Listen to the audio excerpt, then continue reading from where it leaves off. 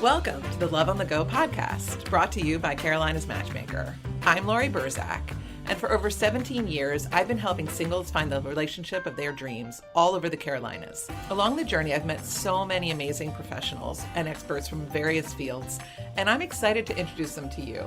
What's my goal? I want to help you look at love and relationships in a new way and to grow in your understanding of how love works. Let's learn together how people have overcome personal obstacles and have found love, first and foremost with themselves. The ultimate goal is realizing that you are worthy and deserving of love. Let's get started.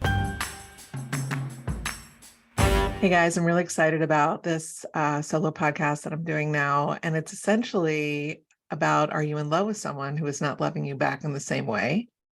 And is it causing you a tremendous amount of pain?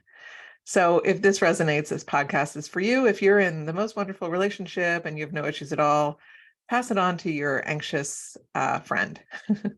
We are going to go through it all. I'm going to teach you how to gain back your sovereignty, your power, and stop the obsessional mind.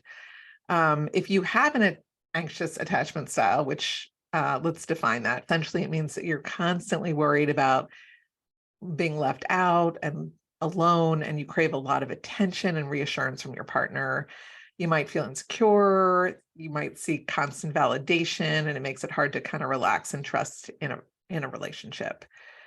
The other two attachment styles are secure attachment, is when you're cool with being close to your partner, you trust them, you can do your own thing too. But if you have an avoidant attachment style, you're all about that independence. You get a little bit freaked out by intimacy, and you might avoid getting too emotionally vulnerable in relationships. So no matter what your situation is, if you are an anxious person and you're involved with an avoidant person or a narcissist that's targeting you, or if you're in a situationship, or if you're in a real love and a deep love relationship, you could still be feeling sort of that out of control feeling if you're an anxious attachment style. And that's kind of what I want to be addressing with you, because it can create a lot of pain and a lot of insecurity, which I don't want you feeling. So this is about you. And it's not even about what the other person is thinking, which I know is all that you wonder and think about, but we're going to need to set that aside, because this is about you and how you're feeling. So here's what it feels like to be an anxious dater when you're dating a love bomber who's either an avoidant or a narcissist, or honestly, even if you're dating someone who is just really into you, but sometimes it's kind of hard to tell the difference. So initially you have no idea what's happening. You think the other person just really wants you, and it feels very, very good. There's constant texting, compliments, phone calls, dates, overnights, you name it. And unless you're paying close attention to your gut and the stabbing feeling that's inside it, you might miss some of the signs if this is a love bombing situation. Okay, so let's differentiate that from the real thing. So love bombing is normally a narcissist, and he or she is coming on very, very strong, and they're kind of wanting you for themselves. It's not really about you, it's really about them. So if they're love bombing you, they're coming on very, very strong. It comes on very suddenly and out of nowhere, and your entire life turns upside down. And that's what happens also when you fall in love. So it is hard to differentiate the two. Sometimes with the love bombing, however, it feels like a lot way too soon, like almost immediately. And it's so if it's a gradual situation, then it might be the real thing. But if it's sudden and instant, then it could be the love bombing. So you just need to pay very, very close attention. But in any event, in either situation, you see the person all the time, you do everything with them night after night.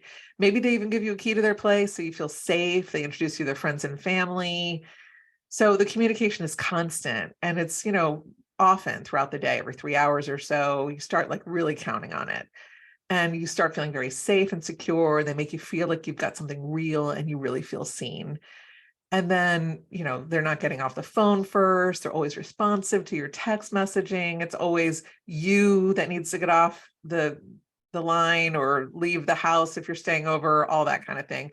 You're feeling very complete, in control of your thoughts and feelings. So they're making you feel very, very stable. And it can go in two directions. So obviously, if you're listening to this podcast, it may not be going well for you. So here's what it's kind of feeling like for you. Essentially, anytime anything interesting happens in your life, you want to let them know. You want to tell them. They're always on your mind. You're completely obsessed with them. You think of them when you wake up in the morning and throughout the day, when you go to sleep, when you wake up in the middle of the night, all the time. They're front and center. You don't even realize it. Essentially, your brain becomes hardwired to think about them. Now, I'll tell you a story. I had a client once, and I introduced him to a woman, and he said, Laurie, I think this is it. I'm so into her. This is after like 2 weeks. And I was like, okay, this sounds great. I wonder how she's feeling. And I get on the phone with her and she's like, Laurie, she's like, I've never felt this way before. I literally wake up in the middle of the night and I think about him. And I'm just so excited. And, I was talking to her about, kind of maybe waiting for intimacy to make sure it's the real thing, to make sure that that he's fully in. But since they both sounded exactly the same way, I was like, you know what, let's see how it goes. And sure enough, they got married, and they invited me to a ball game, later that year. And they're just so happy with the match. They felt exactly the same way. It did start strong, but it sustained itself. So yeah, this is what every good love affair should feel like in the beginning. And if you haven't experienced it yet, you're in for the biggest ride of your life. But here is the issue, both with love affairs and situationships and everything in between. When it's not mutual love, when the person that you're completely obsessed with isn't into you in the same way, or the feelings change, it can be the greatest heartbreak of your life. And it can bring you so far down that the energy that is necessary to bring yourself back to life is terribly hard. It can create sickness and even mental breakdowns. And you can really disappear into the feelings. And that's kind of the greatest challenge in the world. And here's why. If you're in love, or if you're in lust, or whatever it is, it feels like a drug.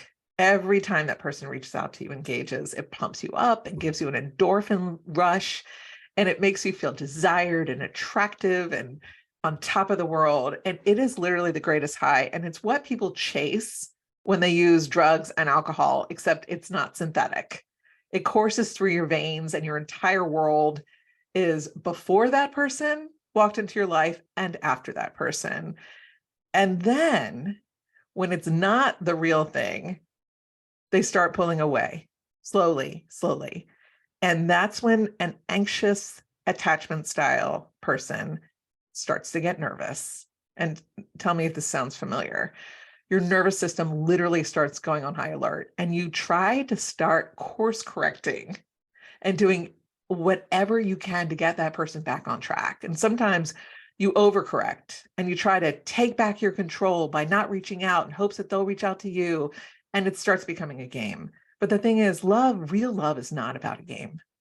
Okay, so sometimes that might even work for a minute. And you know why? Because they like the way it feels when you give them attention. It feeds their spirit. But how they feel isn't your problem. And that's what I want to talk about, because I want to help you. So all of a sudden, and out of nowhere, it seems, everything shifts. And it's so minuscule. But since you're an anxious person and you're always waiting for the other shoe to drop, you will notice it immediately.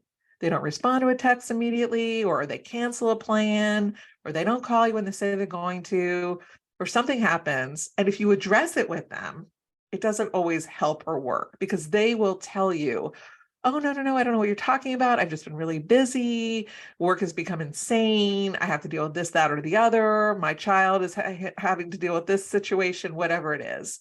So, they try to convince you that everything is the same and not to worry. And hey, you've still got their key. So you figure, well, I guess it's okay. We still have that plan. We're still going on that vacation. That kind of thing is still happening. So you try to convince yourself you're okay, but it's really not okay. And you know that it's not okay, because you literally feel like you were crawling out of your skin. So when it's real love and you're dating a person with a secure attachment style, they simply never pull back.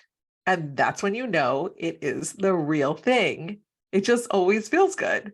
Sometimes people actually like the feeling of ups and downs that accompany the anxious avoidant dance. It's reminiscent of their parents' relationship or one that they had early in life. And it just kind of feels like home. Ups and downs. It's so exciting. You don't know when they're going to reach out. It's a thrill ride. But it is not sustainable if you want to be a healthy person. So, how do you retrain your mind and get out of the anxious mode? It is so important to cling to your sovereignty. You must depend on yourself for love and not lose yourself in someone else. So here's how you do it. You need an excellent support system. So think about your friends and your family. And instead of texting that person, text one of them. Call one of them. Get together with one of them. Always think about the people that really, truly love you. Do things that keep your mind occupied. It could be an exercise class. It could be taking a walk. It could be listening to music and dancing, anything that really fills your spirit and fills your soul. You want to take on a meditation practice. And here's how that really works is, and everyone says the same thing to me when they come to me and they say, listen, Laurie, I just can't do this meditation thing. It is tripping me up. I'm always thinking about something else. And it's true. You will be thinking about other things the entire time that you were meditating. But for those 10 seconds or 5 seconds even, where your brain stops thinking, that's when you know there is a difference between your brain and your spirit and your soul, okay? Your brain is what's creating all this angst. It's creating all the anxiety. But your spirit is fine. Your soul is perfectly fine. So if you can differentiate the two by meditating and being able to let go of a thought, then you are really able to get healthy. And so the 5 seconds or so that your brain stops thinking is what you can go back to throughout the day when you have a thought about that person and you need to let it go. Just keep letting the thought go. Keep letting the thought go and just continue with that cycle. Therapy is always a great idea, and really kind of dig into what is missing in your life. Why do you attract and attach yourself to someone that is not good for you? Somebody who isn't interested in a long-term relationship with you, somebody who's playing games with you, somebody who's not filling your spirit. You may want to even do an exercise talking to your inner child if you're into that kind of thing. Going back to like, when was it that in your childhood that you lost love, that you faced some kind of trauma or some kind of situation where you stopped trusting yourself in the way that you felt? Everybody's got it. Another thing that you can do is you can step above it all, sort of zone out and get the sort of a bigger perspective. It's a grain of salt, what you're going through right now. And if you zoom out to the stars and look down at the situation, create some distance from it, and it doesn't have to feel as large as it really is. And then instead of like freaking out about it all, think about what this life lesson is supposed to teach you and kind of get you to some higher levels. So instead of putting yourself down, it is so easy for people to insult themselves, to yell at themselves. Stop doing that. Stick up for yourself and just say, okay, I was supposed to learn something from this situation. What is it? So that the next relationship that you're in, you will start feeling better and be able to let go of a situation even faster than you did this time. The point is to get out of your head and into your body. So I've always been obsessed with The Wizard of Oz. And in the last scene in Oz, the good witch Glinda tells Dorothy, "You've always had the power to go back home, my dear. You just needed to learn it for yourself. So now is your chance." And if this podcast resonates for you and you'd like to get some more direct support on these issues, please reach out to me. I'm planning on doing a group coaching program on this issue, and I really want to guide people through it all.